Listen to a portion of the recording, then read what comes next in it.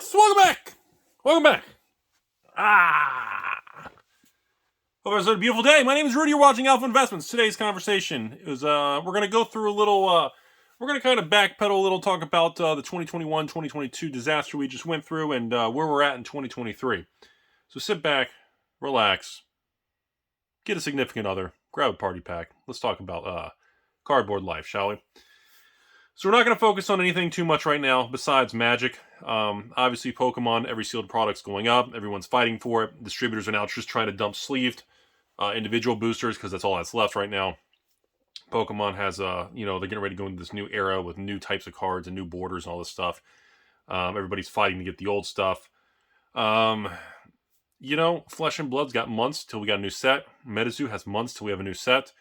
And Weiss has slowed down their print runs and number of releases. So we're only getting like one release every 30, 40 days-ish or something. So back to Magic. So this is kind of the conversation right now. First, we got to look at what happened the last 6 months. And we had two main catalysts that really derailed and made everybody give up. And that would be obviously the Magic 30, Hasbro, Wizards of the Coast attitude towards the market, the products, the value, supply, and the disconnect. Everybody knows it. We've been over it a million times. And number two was the invention, the creation, and the new Amazon dump concept. These two are the main variables I feel have been the biggest game changer in modern CCG Magic sealed product management moving forward. So everybody was waiting for this next big Amazon dump. After they did the original one, which I believe was October 5th, 4th, 5th, 6th, the beginning of October, which is now 4 months ago, the world of Magic was changed permanently, or at least we thought, where now that we know that Wizards is overprinting all their products, once they acknowledge they get a certain age or they become stale where Wizards can't move the product through distribution in stores, Cynthia Williams, president of Wizards of the Coast, with ties to Amazon and fulfillment and management in the past, their new direction is to shift it to Amazon and just dump it straight to consumer at extraordinarily low prices. Now, obviously, someone like her is not very familiar with the CCG world and the history of things, but that single behavioral change is what has led to some of the biggest shifts in management in running stores around the United States and the world. And that is the fear that, well, if you have product on your shelf and it doesn't sell, that, well, Wizards and the almighty, obviously knows what she's doing, president of Wizards of the Coast, Cynthia, is going to just pull the red button and annihilate the product value and any future potential. And that leads us to a very dangerous era. Because if all the stores and collectors and evil investors and if anybody realizes that sitting on sealed product of Magic is now considered a toxic asset and it's not viable and long term it will not come back, or that it can collapse completely, if that enters the realm of regular basis reality, whatever, if that becomes a normal concept moving forward, everything changes. And I mean everything.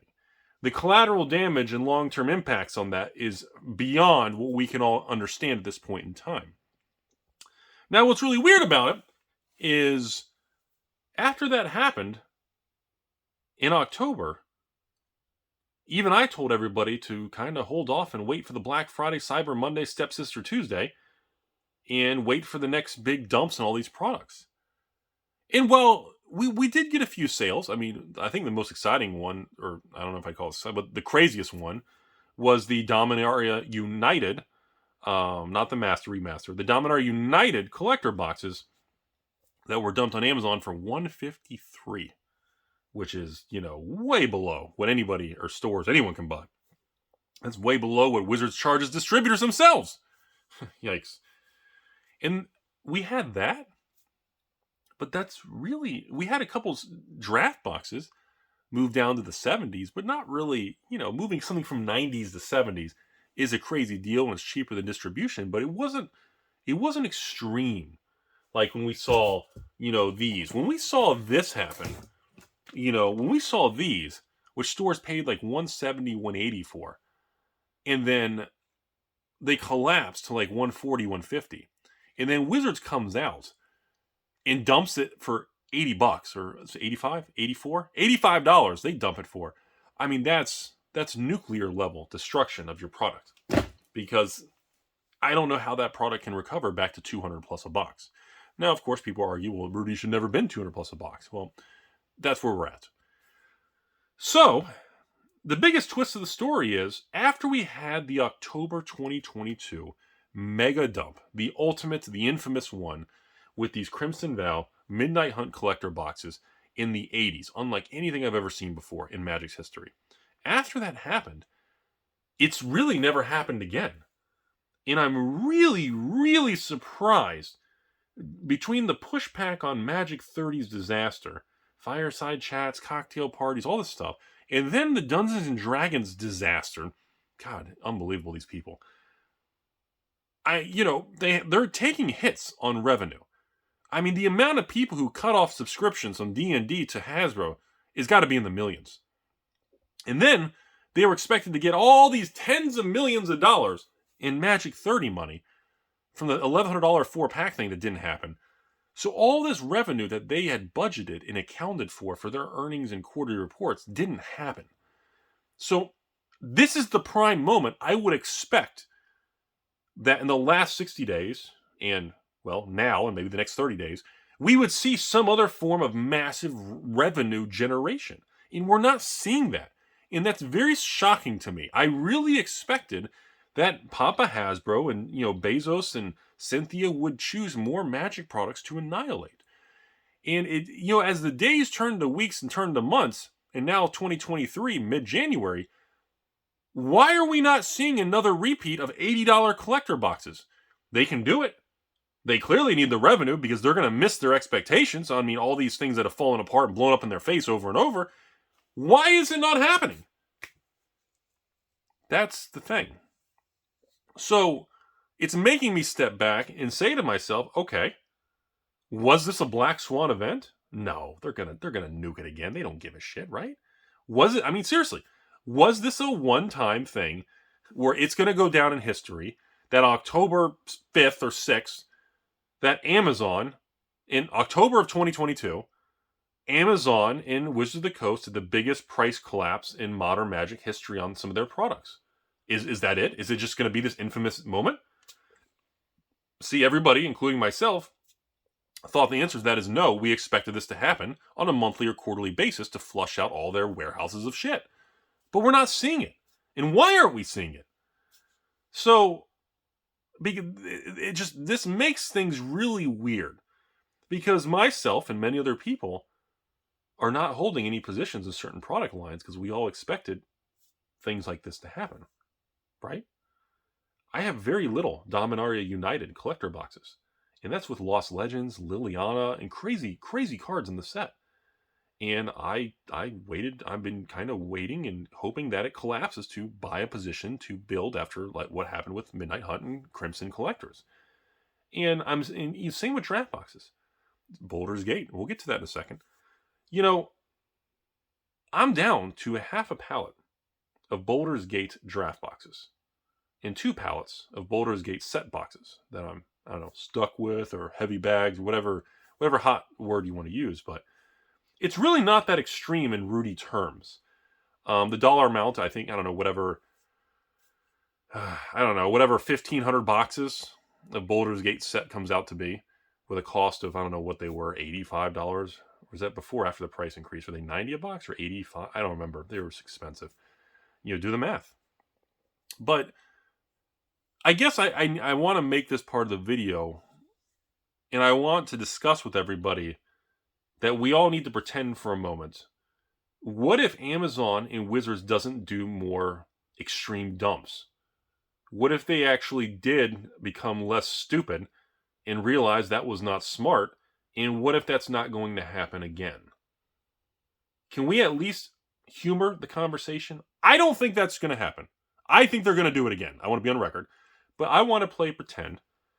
And I want to pretend for a moment that, let's say, the Amazon extreme dump never happens again. Does that change you all's opinion about a lot of this product? Does it change my opinion? What do they do with their inventory that they can't move? Do they mark it down to distribution? Distribution tries to run bundles and packages. Do they try? I mean, what happens? What does it mean? Do they actually destroy some pallets and just write off the tax loss? What do we do? What do they do? Because they're not doing it right now. And nobody knows why. Because if there's ever a time they need to do it, it would be now. So we're going to play pretend here and assume that moving forward from January 15th, I think is today or yesterday or tomorrow, whenever you watch it. Let's just say today's January 15th. And from mid-January of 2023, we never see that happen again. If that outcome is removed from the possible future events, that really changes quite a bit. You know, because we all expected Boulder's Gate to be on the Amazon dump. I actually thought it happened by now. We all expected that some of these other things with, you know, collector boxes and draft may go that route. But if it never happens again, to me, based on that assumption, that would assume to me that a lot of the products are mispriced right now. You know, first we're going to pick on Streets of Copacabana, and then we're going to pick on Boulder's Gate. So Streets of Copacabana is widely accepted as a major failure. Okay, it came out good. I like the product, but the market has rejected the product. That's all that really matters. Doesn't matter what I like. Doesn't matter how much I hype it to you. Doesn't matter what your ex says. Doesn't matter how many times your washer dryer breaks. Doesn't matter how much Taco Bell you ate for the week. At the end of the day, the market has rejected Streets of Barry Manilow. Okay, so because of that, the collector boxes have collapsed from 200 plus to, I don't know, what are they, 130, maybe 140 with tax and shipping. I don't know, 130s. So, you know, which is about a third of a financial loss, or maybe about 35% of a loss from that 190, 200 range. So, as that thing gets older, you know, by the end of 2023, you know, Kamigawa in Streets are going to be out of print completely. Period. Full stop. They're going to be out of print. No standard set stays in print and is widely available after multiple years. And as we approach these products crossing that 1 year, 1.5 year, 2 year marker, as we march to the end of 2023 ahead of 2024, you know, can a modern day Magic product really be out of print? And the draft boxes are $80? The collector boxes are 130, 140? Is that really where we're at? Or is that where we're at because everybody believes it's worthless? I personally think Streets of Copacabana is a very bizarre set, and I actually like it more than I dislike it. And I know that's a weird thing to say, but the fact it's a mafia crime-themed Magic set doesn't really fit into the culturally responsible, acceptable censorship era that we're in. And it's very surprising to me that they even made that kind of product. But the market's rejected it, just flat out. But they're never going to make a sequel to Streets of Copacabana. My opinion. I don't have evidence of that. I could be wrong. I don't see them doing that. Because it just, I mean, again, I guess they could, but they could change the whole thing. I mean, kind of like Kamigawa.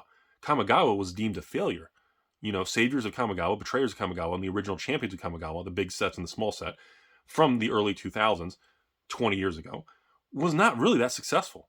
But 20 years later, they did bring back Kamigawa, Neon Dynasty, but it doesn't feel really anything like the original Kamigawa. I mean, there's some samurai and similarities and keywords and characters and throwbacks, but overall, Neon Dynasty Kamigawa, you know, if you open a box and then open a box of, you know, Saviors of Kamigawa, put them side by side, they don't look, feel, smell, or have any of the same vibe. And I think that same concept's going to hold true to Streets of, you know, Copacabana. And I don't know anybody holding Streets. I mean, I have a pallet draft, and I think I have, I got a pallet of collectors. I'm proud to say I got some heavy bags in it. Yeah, I do. I do really. But you know, if there's no Amazon dump and things stay this way, I just don't think these products from 2021, 2022 are properly evaluated and are properly priced today. And I think the distortion is due to all these other variables with the economy, inflation, and interest rates, and crypto crash, stock market pullback, cash has value. Cash is no longer trash. And of course, the Wizards Hasbro behavior, Magic 30, and now D&D and Amazon dumps, and all these things that have been headwinds, as they call them on Wall Street, that have really blown the product around, don't really represent the actual product. Like, when I look at like a box opening video of Streets Collectors, and I see these gold gilded cards in the Mafia and the clans or tribes or groups, and I mean, they're pretty cool. But people in the Magic world are not a fan of it. So that's the first thing that catches my attention. I think Streets is a very strange product that is going to behave very erratically and unpredictably. Next, Baldur's Gate, everybody. Sorry, there's a lot to look at around here. I wish I could show you all, but some of you all in the world are crazy, and I don't want you guys seeing too much, because then you could try to figure out where I am. So, Baldur's Gate.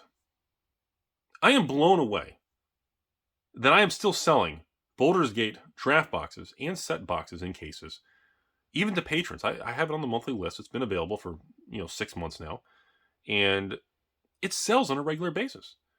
And the feedback I get from patrons who buy an $88 draft box from me, usually what's happening now is the average patron order is usually something like 3 boxes of Street and 3 boxes of, Baldur's Gate Draft, Commander Legends 2. And, or, 2 boxes of Kamigawa, 2 boxes of Streets, and 2 boxes of Baldur's Gate. I get orders like that almost every day. Okay. And I guess I'm surprised, but I'm not. I guess I'm not surprised people are buying it in the 80s. I'm surprised that the response that after they get them and people draft them or open them, or they send me pictures and they talk about it, they go, Rudy, I just bought a case of Baldur's Gate, or I bought a couple boxes of each standard set or whatever. And they say to me, I love Baldur's Gate.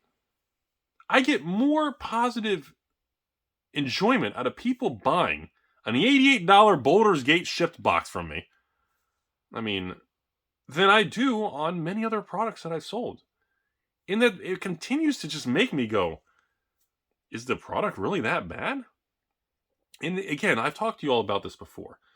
The whole scenario and what we went through with these Amazon dumps, Magic 30, D&D, economic conditions, all this stuff, all these headwinds, have really blurred the products themselves. Like, if you really spent time of looking at the rares, the mythics, the boxes, the value, the prices, what the market says they're worth today, the stuff's pretty cheap. It's pretty cheap. In an era of inflation and things being expensive, a lot of this stuff is pretty cheap, which is kind of an ass backwards thing to say. So it brings me to the next thing. In the next 3 to 5 years, when Baldur's Gate is finally long gone and out of print and all this crap, are those draft boxes really going to always be $80, $90 a piece? Am I going to be able to go on TCG Player right now and buy a Baldur's Gate, draft box for, $85 plus tax, so $93 to ship? Is $93 shipped for a booster box of Baldur's Gate Draft really bad or good? And then we've always talked about, a lot of the cards in the set are actually pretty decent cards. And a lot of people seem to really enjoy the product, although the original price point, especially the collector boxes, Wizards' first giant price increase on the collector boxes, really caused problems to the market. Because again, those collector boxes, to my surprise, right now, Baldur's Gate collector boxes are on TCG Player. And I encourage you all to take a look and look at what's going on. There's only like 3 or 4 sellers left selling Baldur's Gate collectors in the 140s, 150s, and then the price starts jumping back to 200, like nothing ever happened. And I'm going, that's a really, okay. And then you look at the sold listings, they're selling on a daily basis. And I'm looking at this stuff going, is this an Iconic Masters 2.0? Is this a Dragon's Maze situation? What is this? And it's difficult to extrapolate previous historical data on old sets to this Baldur's Gate because these older sets never had all these variants. Dragon's Maze has Dragon's Maze booster boxes. There is another version. Iconic Masters has Iconic Masters. There's no set draft collect. There's not multiple SKUs moving all these different cards and variants. So these are things I've been thinking about right now. We're not talking about Dominar Remastered because there's not really much for me to discuss with you all. It's a home run product. The collector boxes are almost 300 as of this filming. The draft boxes are like 178 on TCG Player plus tax, so 190 shift. Draft collectors are 292 plus tax, so 315. I mean, there's nothing to talk about. It's a good product. People are buying it every day. The price is holding. This is the weakest part of Dominaria Remastered, which is the race to the bottom right after release, where all the stores are trying to unload it, and the product pricing isn't even dropping. So there's nothing to talk about Dominaria Remastered. That's why we're not really discussing it, because the product is doing phenomenal. And if something's doing well, and the machine is running, and there's no drama, we don't need to discuss it. There's no news to report. I view these videos as news relate. I want to relate what's happening in my head and into the market to you all.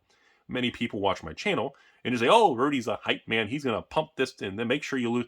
No, we cycle from item to item because we report on what's happening. What is the hot flavor of the month? What's going on? What's doing good? What's crashing? You know, I remember all the Strixhaven stuff. I remember reporting at release, and I was selling Strixhaven. I remember reporting that, saying, "Dude, these cards are collapsing. The Mystical Archives are at 1 cent. Things are collapsing." I remember bashing it as I was selling it. You know, but a lot of you all have been around the channel a long time do realize that. A lot of the noobs and the noob sabots and the young people and the rees and the dramatic amateurs, they just get flopped around like tacos. It's sad, but thanks for being here. So that's why we're not really focused on Dominaria Remastered. We're just focused on these items that I feel have interesting opportunity and movements. And that's why we're having a long video on this. So back to Baldur's Gate. You know, based on what I'm seeing, it looks like Baldur's Gate Collectors is, I know this is crazy, is going to recover back to $200 a box or above. It's going to go back to 200 and go above 200. It looks like that is probably going to happen.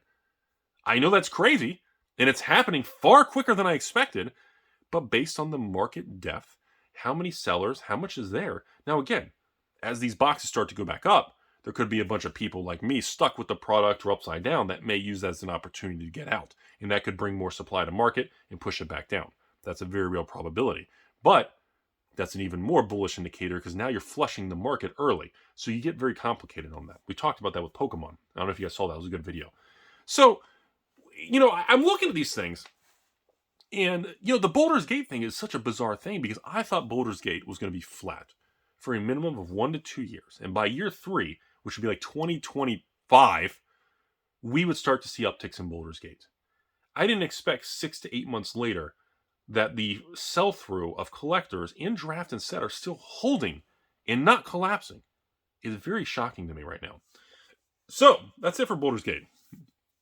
Make your own decisions. Next, I want to talk about Kamigawa. Beginning of 2022, Kamigawa Neon Dynasty came out, roared like an animal. An incredible product. Nobody's discounting that. So, Kamigawa Draft, Kamigawa Set, and Kamigawa Collector all continue to be an incredibly powerful, successful product. And now, we just crossed the 1-year marker that Kamigawa's been out now. So now we are in the final phase, the tail end of Kamigawa's life cycle. This time next year, we'll be past 2 years. And I assure you, Kamigawa will be far out of print and not available at today's prices. So, this is how we wrap this up. Do we look at Kamigawa as the successful product versus the evil redheaded stepchild of Streets of Copacabana right after it? We have Kamigawa, Streets, and Baldur's Gate, this little 2022 beginning before the summer collapsed. And Kamigawa sold incredible.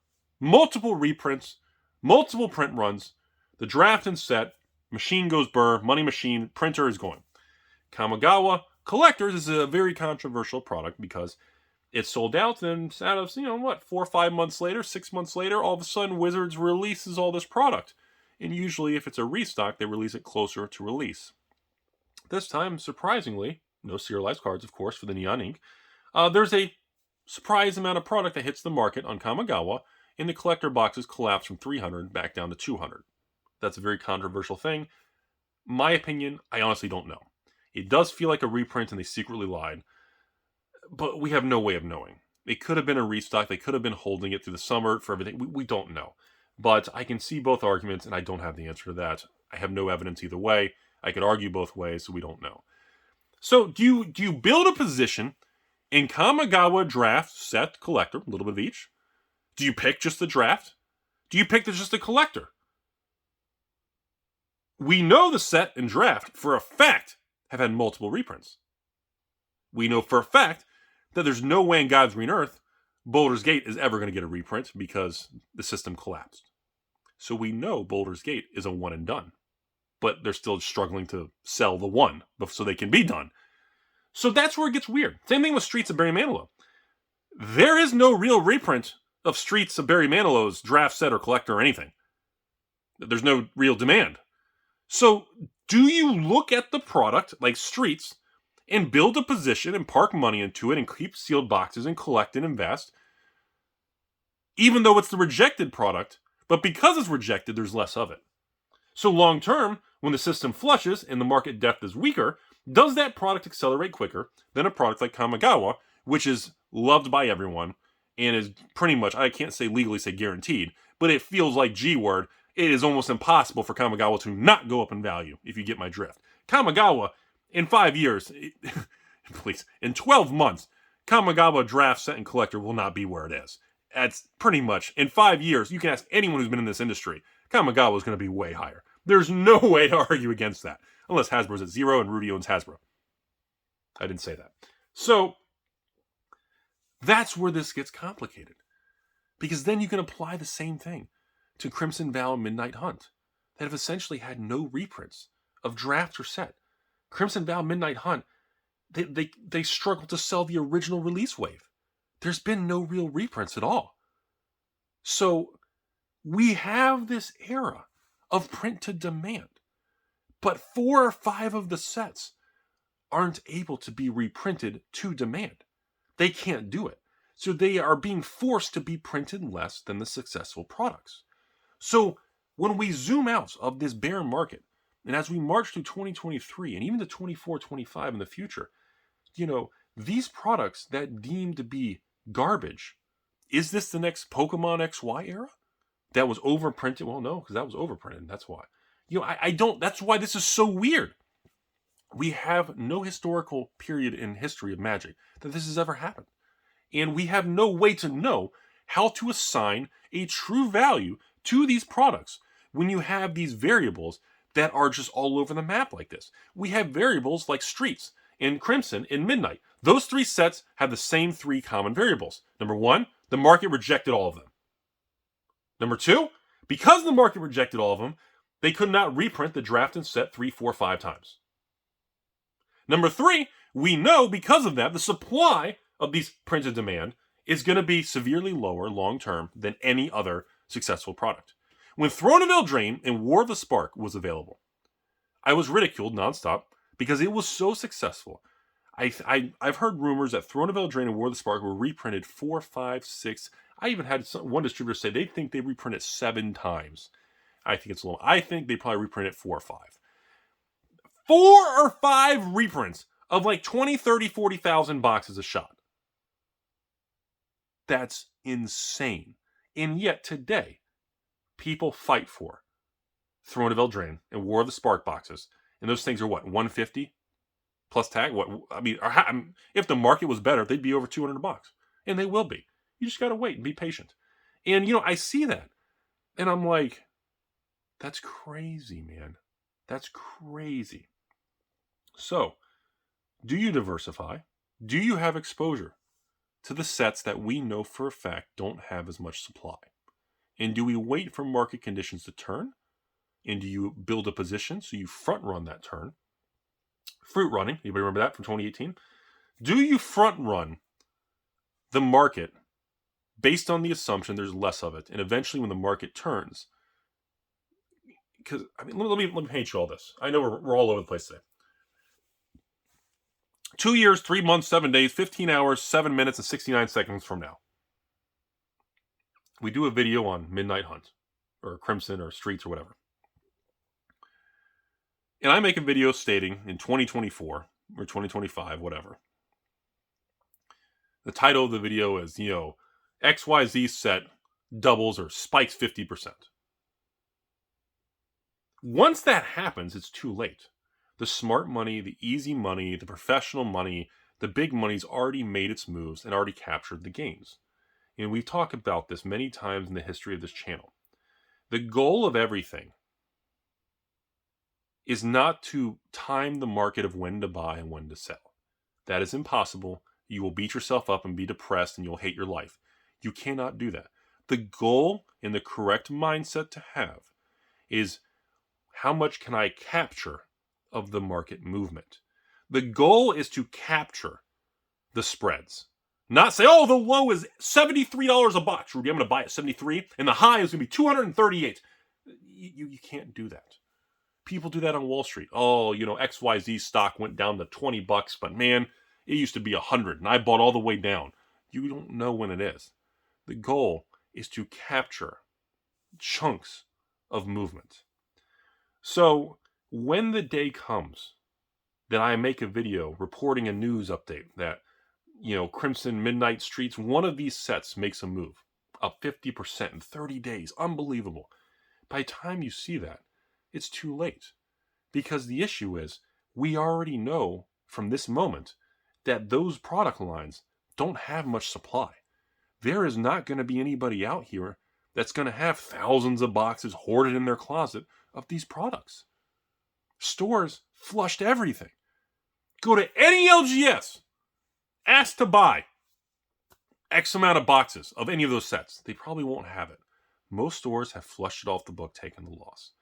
And that's why I keep saying this is a very bizarre opportunity in time where I do think the market is going to continue to march forward. And I still believe, even though I'm the only one left, that there is opportunity in this stuff. And I'm the guy with the heaviest bags you'll ever meet.